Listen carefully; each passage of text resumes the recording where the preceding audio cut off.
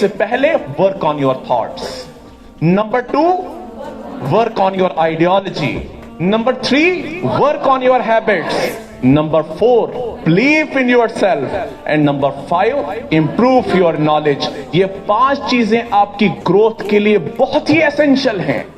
एक ग्रोथ वो होती है जो प्रोटीन खाने से होती है, और अल्हम्दुलिल्लाह उस हिसाब से आपकी अच्छी ग्रोथ है सबकी, लेकिन यहां पर आप इंटेलेक्चुअल ग्रोथ के लिए आए हैं। सबसे पहली चीज जिस पर आपको काम करना है, that is work on your thoughts.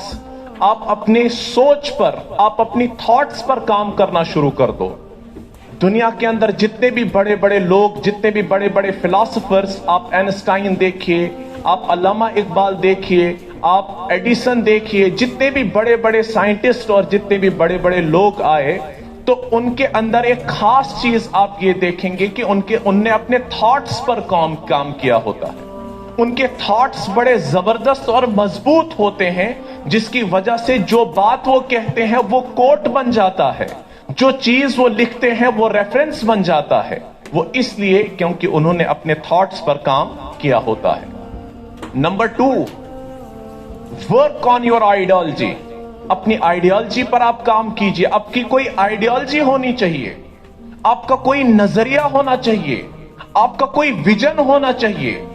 वरना बहुत सारे लोगों को जिन्हें आप अपने आसपास देखते हैं, जो अपनी जिंदगी तो गुजारते हैं लेकिन बेमकसद जिंदगी गुजारते हैं, उसकी बुनियादी वजह यह होती है कि उनकी अपनी कोई आइडियोलॉजी नहीं होती।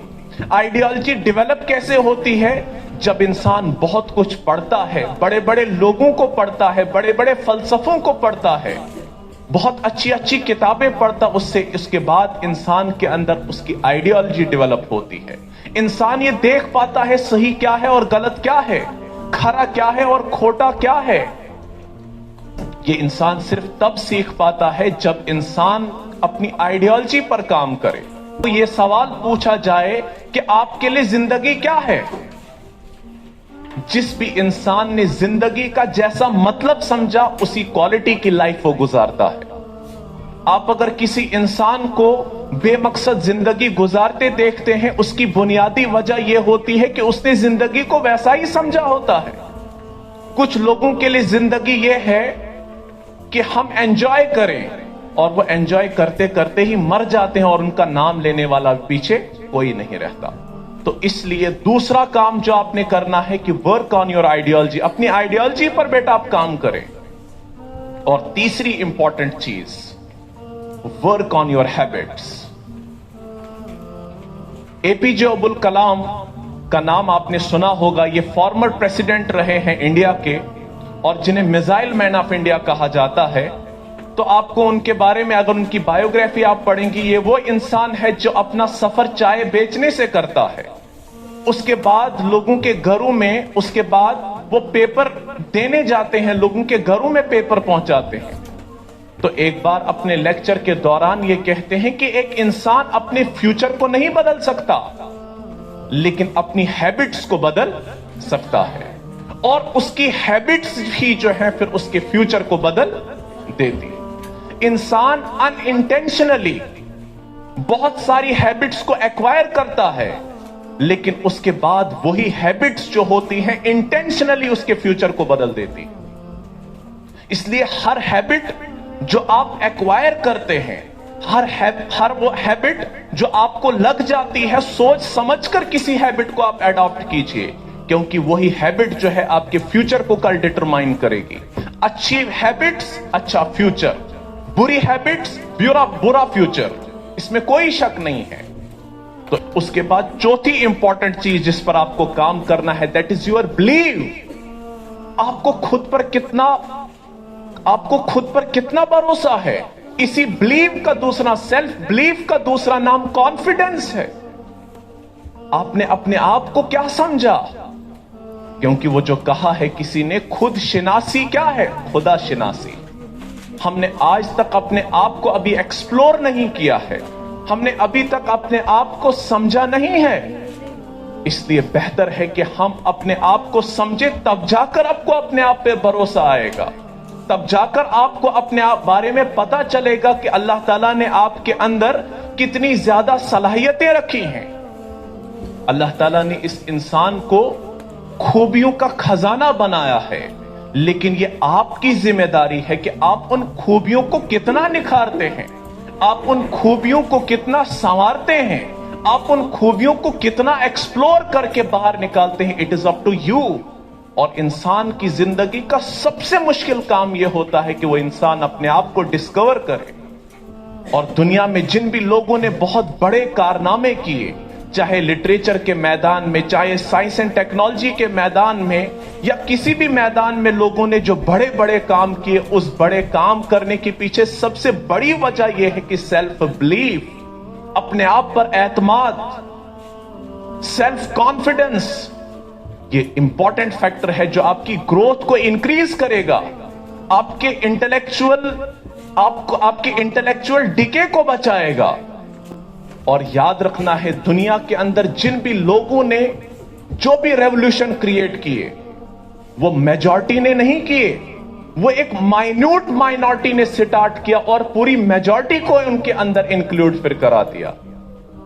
کسی بھی ریولوشن لانے کے لیے بہت میجورٹی کی ضرورت نہیں ہوتی، بلکہ ایک مائنیوٹ مائنورٹی اس کا آغاز کرتی ہے، اور پھر اس میجر میجورٹی جو ہوتی ہے وہ ساری کی ساری اس کے ساتھ مل جاتی ہے.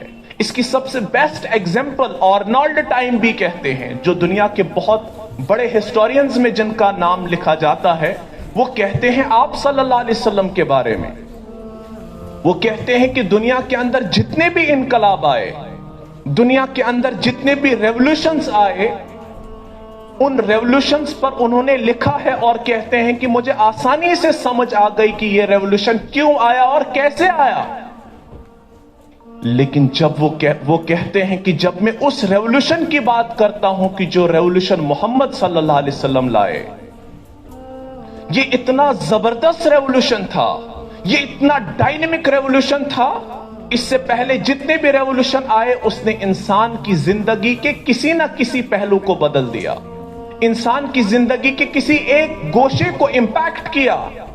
لیکن وہ انقلاب جو محمد لائے صلی اللہ علیہ وسلم، آرنولڈ ٹائم بھی ایک کرسچن ہے، وہ کہتے ہیں کہ میں نے اپنی پوری زندگی میں جتنا بھی پڑھا، جتنے بھی ریولوشنز پڑھے، میں نے اتنا ڈائنامک انقلاب کسی اور انسان کو لاتے ہوئے نہیں دیکھا.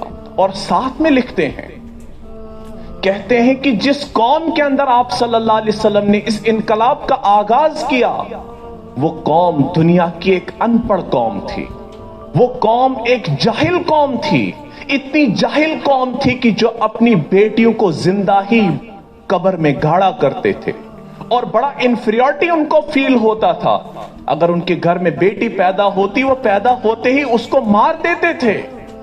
اس کے بعد جب محمد آئے صلی اللہ علیہ وسلم، اس نے بیٹی کو بیٹی کا مقام دیا، ماں کو ماں کا مقام دیا، بہن کو بہن کا مقام دینے والا پہلا انسان محمد عربی صلی اللہ علیہ وسلم. اور آرنولڈ ٹائم بھی کہتے ہیں کہ دنیا کی وہ قوم جو جاہل قوم تھی، جو ان پڑھ قوم تھی، صرف 23 سالوں کے اندر وہ قوم دنیا کی سب سے سیولائزڈ قوم بن گئی، یہ دنیا کی ڈسپلنڈ قوم بن گئی. اور دیکھتے ہی دیکھتے انہوں نے پوری دنیا کو انفلوئنس کر دیا. اس کی وجہ کیا تھی؟ کہ آپ صلی اللہ علیہ وسلم کی پرسنالٹی کے اندر جو کرزما تھا، آپ صلی اللہ علیہ وسلم کی پرسنالٹی کے اندر جو اٹریکشن تھی، کیونکہ آپ صلی اللہ علیہ وسلم کے تھاٹس اتنے پاکیزہ تھے، آپ صلی اللہ علیہ وسلم کی آئیڈیالوجی اتنی سٹرونگ تھی، اور آپ صلی اللہ علیہ وسلم کے ہیبٹس جتنے خوبصورت تھے، اور اسی بنیاد پر آپ صلی اللہ علیہ وسلم کی بلیفز بھی بڑے خوبصورت تھے. اور اسی لیے ایسا انقلاب برپا کیا، ایسا ریولوشن برپا کیا کہ دنیا نے نہ اس سے پہلے نہ اس کے بعد دنیا نے کوئی ویسا ریولوشن دیکھا، کبھی دنیا نے ایسا ریولوشن نہیں دیکھا. اور پانچویں چیز جس پر آپ کو کام کرنا ہے، that is improve your knowledge with every passing day. آپ یہ دیکھو کہ آپ نے کتنا نالج ایکوائر کیا. ہر دن اپنے آپ سے سوال پوچھئے کہ آج آپ نے کیا سیکھا، کیونکہ آج کا جو دن گزر گیا، اسے آپ پوری دنیا کی دولت خرچ کر کے بھی آپ اس کو واپس لوٹا نہیں سکتے، آپ اس کو واپس نہیں لوٹا سکتے. اس لیے ہر دن بہت قیمتی ہے، اور ہر دن आपको खुद से सवाल पूछना है कि आज आपने क्या सीखा।